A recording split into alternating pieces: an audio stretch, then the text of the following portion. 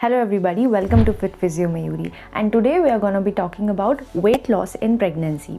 So pregnancy एक beautiful process है जिसमें आप 9 months एक new life को अपने body के अंदर nurture करते हो और pregnancy के साथ आती हैं बहुत सारी happy feelings और उसी के साथ आता है weight gain.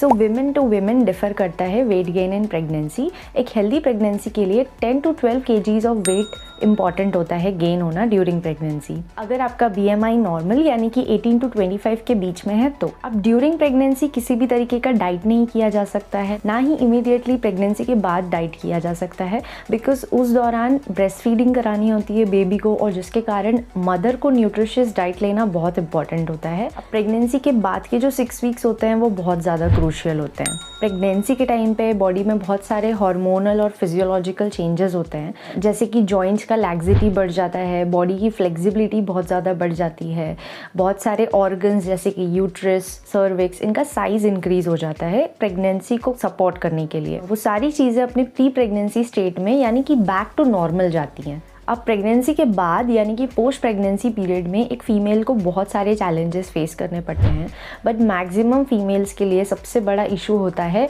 Weight gain. After pregnancy जब बेबी डिलीवर हो चुका है तो एक एम्प्टी सैक जैसा एब्डोमेन देखना इन द मिरर ये एक नेगेटिव बॉडी इमेज क्रिएट करता है फीमेल्स में जो बहुत केसेस में पोस्टनैटल ब्लूज और पोस्टनैटल डिप्रेशन की तरफ लीड कर जाता है. तो अब करना क्या है? सबसे पहली चीज़, don't diet, eat balanced meals क्योंकि ये मील सिर्फ आपके बेबी के लिए नहीं बल्कि आपके लिए भी बहुत ज़्यादा इंपॉर्टेंट है क्योंकि आपकी बॉडी एक रिकवरी स्टेज में है अभी. So stay hydrated and eat balanced meal. Number 2, breast feeding. ये स्टिल एक कंट्रोवर्शियल टॉपिक है बट कुछ स्टडीज़ ऐसा कहती हैं that breast feeding helps in weight loss. Number 3 and the most important, move your body as soon as possible. जितना जल्दी delivery के बाद आपको बेटर फील होता है उतना जल्दी आप अपनी बॉडी मूव करना शुरू करो. Start with basic aerobic and strengthening exercises और even just go for a brisk walk. अब मूवमेंट या एक्सरसाइज का मतलब ये नहीं है कि आपको जिम हिट करना है जाके. You can even start with a brisk walk at first because baby को कैरी करना अपने आप में एक वर्कआउट होता है मदर के लिए.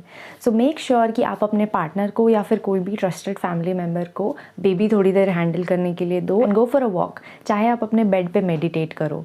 इन 6 वीक्स में अगर आपने सही एक्सरसाइज प्रोग्राम फॉलो किया है तो प्रेगनेंसी में आने वाले लॉन्ग टर्म कॉम्प्लिकेशंस जैसे कि back pain, incontinence, abdominal muscle का वीक, इन सब का रिस्क 80% तक कम हो जाता है. So if you or anybody you know who is pregnant, consult a गायनेक फिजियो सून. Take care.